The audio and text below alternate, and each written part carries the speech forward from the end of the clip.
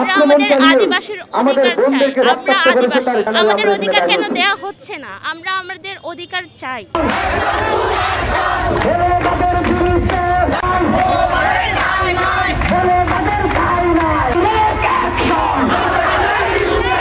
গতকাল ঢাকায় আমাদের যে আদিবাসী বন্ধুগণ, আদিবাসী ভাইরা তারা হচ্ছে গিয়ে যে সমাবেশ করছিল, সেই শান্তিপূর্ণ সমাবেশে হঠাৎ করে স্টুডেন্ট ফর সলিডারিটির নামে একটি সন্ত্রাসী সংগঠন আমাদের সেই শান্তিপূর্ণ বন্ধুদের উপর তারা আক্রমণ করে। সেখানে আপনারা দেখেছেন যে সেখানে তাদের অবস্থা অত্যন্ত বেগতিক ছিল, অনেকেই মেডিকেলে ভর্তি হয়েছে, অনেকের অবস্থা খুবই মারাত্মক।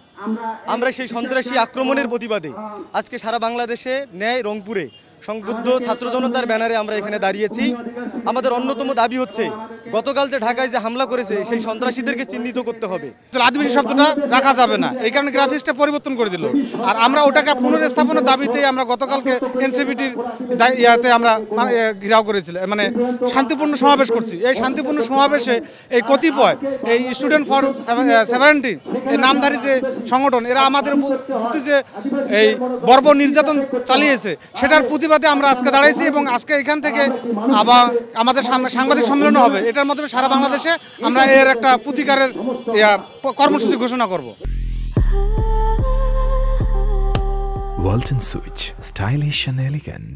একটা প্রচ্ছদ ছিল যেখানে হচ্ছে আদিবাসী শব্দটা ছিল, যেটাকে বাতিল করা হয়। তারই প্রতিবাদে গতকাল আদিবাসী শিক্ষার্থীরা ঢাকায় একটা প্রতিবাদের আয়োজন করে। সেই প্রতিবাদে আপনারা দেখেছেন যে এখানে স্টুডেন্ট ফর সলিডারিটি নামে একটা সাম্প্রদায়িক গোষ্ঠী তারা আতর্কিতভাবে এই আদিবাসী শিক্ষার্থীদের উপর হামলে পড়ে, তাদেরকে আঘাত করে।